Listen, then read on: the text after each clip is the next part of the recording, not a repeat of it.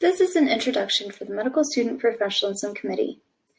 The educational goals of this video are for medical students, faculty, and staff to understand how the Medical Student Professionalism Committee works, and the learning objectives are to be able to describe the medical student professionalism feedback process. This is Pat. Pat is a medical student who is displaying substandard professional behavior. When a faculty member observes Pat's unprofessional behavior, they discuss the behavior with Pat, provide feedback, and tell Pat that they will be documenting the feedback by submitting a professionalism feedback form.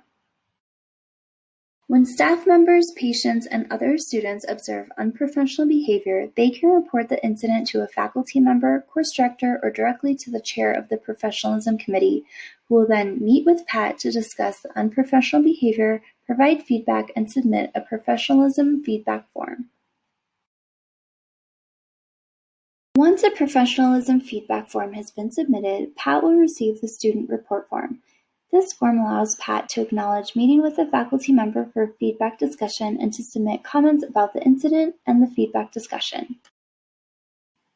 Once both Pat and the faculty have submitted their feedback forms, the forms are reviewed by the Student Professionalism Committee. The committee will also review any previous feedback forms Pat has received. This is done to track any patterns of unprofessional behavior over time. If the committee deems the case to be an honor code violation, the committee will turn over Pat's case to the Honor Code Council. If it is not an honor code violation, the committee will review Pat's case and will determine next steps, which could include actions such as requiring Pat to provide additional written responses, meet with the chair or full committee, or engage in formative activities. The committee can also request additional information from the involved faculty, staff, and peers, or develop a remediation plan. If the Professionalism Committee determines that a remediation plan is needed for Pat, the committee collaboratively develops a remediation plan based on the feedback forms and information gathered during their review.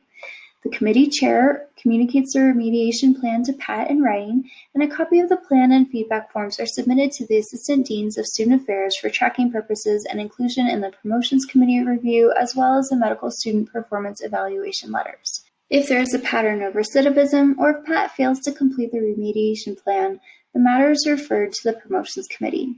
Pat's feedback forms and comments are maintained in a secure electronic system accessible by the committee chair and the Associate Dean for Student Life. Thanks for watching. Please contact us if you have any questions.